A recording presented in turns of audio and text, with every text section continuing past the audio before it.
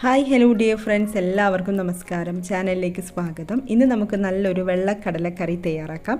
കുറഞ്ഞ സമയം കൊണ്ട് ആർക്ക് വേണമെങ്കിലും ട്രൈ ചെയ്ത് നോക്കാവുന്ന ഒരു സിമ്പിൾ ആയിട്ടുള്ള കടലക്കറിയുടെ റെസിപ്പിയാണ്. ഇതിലേക്ക് തേങ്ങയൊന്നും ചേർക്കുന്നില്ല. അപ്പോൾ എല്ലാവരും ട്രൈ ചെയ്ത് നോക്കണം. വീഡിയോ കണ്ടിട്ട് ഇഷ്ടപ്പെടുകയാണെങ്കിൽ ലൈക്ക്, ഷെയർ ആൻഡ് സബ്സ്ക്രൈബ്. നമുക്ക് വേഗം വീഡിയോയിലേക്ക് കടക്കാം. ഞാനിവിടെ ഒരു കപ്പ് കടലയാണ് എടുത്തിട്ടുള്ളത്. നന്നായിട്ട് കഴുകിയിട്ട് ഓവർനൈറ്റ് സോക്ക് ചെയ്തെടുത്തതാണ്. അതിനുശേഷം വെള്ളമൊക്കെ ഊറ്റിയെടുത്തു കുക്കറിലേക്ക് ഇട്ട് കൊടുത്തിട്ടുണ്ട്. അപ്പോൾ ഒരു 6 മണിക്കൂറെങ്കിലും കടലയൊന്ന് വെള്ളത്തിൽ കുതിർത്ത് വെക്കണം.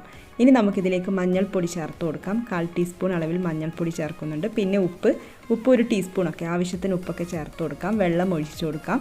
വെള്ളം കടല മുങ്ങി നിൽക്കുന്ന വണ്ണം കുറച്ച് കൂടുതൽ തന്നെ വെള്ളം ചേർത്ത് കൊടുക്കാം. എന്നിട്ട് നമുക്കിത് അടച്ചു വെച്ചുകൊണ്ട് കുക്ക് ചെയ്തെടുക്കാം. 6 വിസിൽ വരുന്നത് വരെ നമുക്കൊരു മീഡിയം ഫ്ലെയിമിൽ ഇത് കുക്ക് ചെയ്തെടുക്കാം. എന്നിട്ട് വേവിനനുസരിച്ചിട്ട് വേണമെങ്കിൽ ഒരു 2 വിസിൽ കൂടെ 6 മുതൽ 8 വിസിൽ വരെ നമുക്കിതൊന്ന് കുക്ക് ചെയ്തെടുക്കാം. പാനിലേക്ക് 2 ടേബിൾ സ്പൂൺ വെളിച്ചെണ്ണ ഒഴിച്ചിട്ടുണ്ട്. ചൂടായിട്ട് വരുമ്പോൾ അതിലേക്ക് 4 അല്ലി വെളുത്തുള്ളിയും ചെറിയൊരു കഷ്ണം ഇഞ്ചിയും കൂടെ ചതച്ചെടുത്തത്, പിന്നെ 2 പച്ചമുളക്, കുറച്ച് കറിവേപ്പിലയും കൂടെ ചേർത്തിട്ട് ഒന്ന് വഴറ്റിയെടുക്കാം.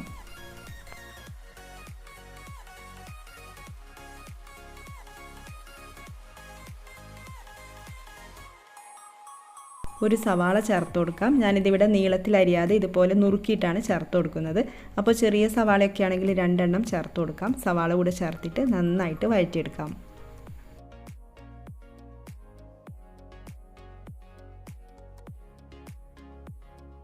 സവാളയുടെ കളറൊക്കെ മാറി വന്നിട്ടുണ്ട്. ഇനി നമുക്ക് ഫ്ലെയിം കുറച്ച് വെച്ചുകൊണ്ട് പൊടികൾ ചേർത്ത് കൊടുക്കാം. 1/2 ടീസ്പൂൺ മഞ്ഞൾപ്പൊടി, 1 ടീസ്പൂൺ മുളക് പൊടി, 2 ടീസ്പൂൺ മല്ലിപ്പൊടി, 1/2 ടീസ്പൂൺ വീതം പെരിഞ്ജീരകം പൊടിച്ചതും ഗരം മസാലയും. അപ്പോൾ ഇതൊക്കെ ചേർത്തിട്ട് പൊടികളുടെ പച്ചമണം മാറുന്നത് വരെ നന്നായിട്ട് ലോ ഫ്ലെയിമിൽ വഴറ്റിയെടുക്കാം.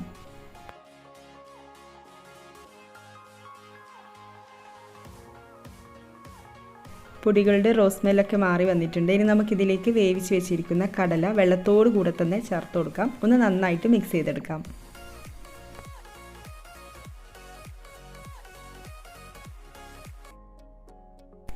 കടല വേവിച്ചെടുത്ത സമയത്ത് 3-4 ടേബിൾ സ്പൂൺ കടല വെള്ളത്തോട് കൂടെ തന്നെ എടുത്ത് മാറ്റി വെച്ചിട്ടുണ്ടായിരുന്നു. അത് തണുത്തതിന് ശേഷം അരച്ചെടുത്തതാണ്.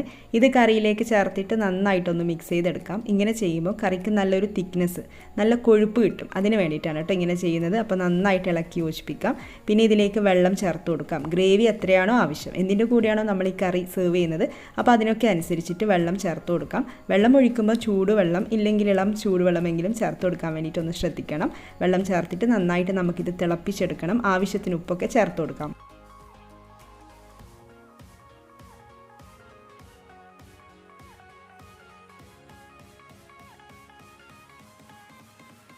കറി നന്നായിട്ട് തിളച്ച് വന്നിട്ടുണ്ട്. ഇനി നമുക്കിതിലേക്ക് തക്കാളി ചേർത്ത് കൊടുക്കാം. 1 തക്കാളിയാണ് എടുത്തിട്ടുള്ളത്. കഷ്ണങ്ങളാക്കിയത് നമുക്കിതിലേക്ക് ഇട്ട് കൊടുക്കാം. തക്കാളി ചേർത്തിട്ട് കൂടുതൽ സമയം കുക്ക് ചെയ്തെടുക്കേണ്ട ആവശ്യമൊന്നുമില്ല. നമുക്കിത് അടച്ചു വെച്ചുകൊണ്ടൊന്ന് കുക്ക് ചെയ്തെടുക്കാം. 2-3 മിനിറ്റ് നമുക്കൊന്ന് മീഡിയം ഫ്ലെയിമിൽ വെച്ചുകൊണ്ട് തന്നെ അടച്ചു വെക്കാം.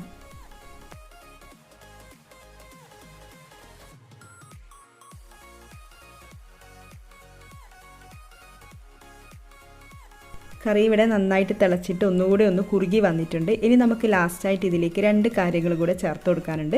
ജീരകപ്പൊടിയും കസൂരി മേത്തിയും. അപ്പോൾ രണ്ടും ഒന്ന് ഡ്രൈ റോസ്റ്റ് ചെയ്തിട്ടില്ലെങ്കിൽ ഒന്ന് ചൂടാക്കിയിട്ട് ചേർത്ത് കൊടുക്കുന്നതാണെങ്കിൽ കറിക്ക് ടേസ്റ്റും ഫ്ലേവറൊക്കെ നന്നായിട്ട് കൂടും. പിന്നെ കസൂരി മേത്തി നിങ്ങളുടെ കയ്യിലില്ലെങ്കിലും കുഴപ്പമൊന്നുമില്ല, ഓപ്ഷണലാണ്. ചേർത്ത് കൊടുക്കണമെന്ന് നിർബന്ധമൊന്നുമില്ല. മല്ലിയില ചേർത്താലും മതിയാവും. അപ്പോൾ ഇത് രണ്ടും കൂടെ ചേർത്തിട്ട് ഒന്ന് നന്നായിട്ട് മിക്സ് ചെയ്തെടുക്കാം. ഫ്ലെയിം ഓഫ് ചെയ്ത് കൊടുക്കാം. 2-3 മിനിറ്റ് നമുക്കിതൊന്ന് അടച്ചു വെക്കാം. അപ്പോൾ എല്ലാവരും ഈ ഒരു കറി ഒന്ന് ട്രൈ ചെയ്ത് നോക്കണം. പുട്ടിൻ്റെയും അപ്പത്തിൻ്റെയും ചപ്പാത്തിയുടെയും എല്ലാത്തിൻ്റെയും കൂടെയും നല്ലൊരു കോമ്പിനേഷനാണ്. ട്രൈ ചെയ്ത് നോക്കിയിട്ട് നിങ്ങളുടെ അഭിപ്രായം കമൻസിലൂടെ അറിയിക്കണം. ചാനലിലെ മറ്റുള്ള റെസിപ്പീസും കാണാനും ട്രൈ ചെയ്ത് നോക്കാനും മറക്കരുത്. ഇതുപോലെ സിമ്പിളായിട്ടുള്ള ടേസ്റ്റി ആയിട്ടുള്ള റെസിപ്പീസുമായിട്ട് നമുക്ക് വീണ്ടും കാണാം. താങ്ക്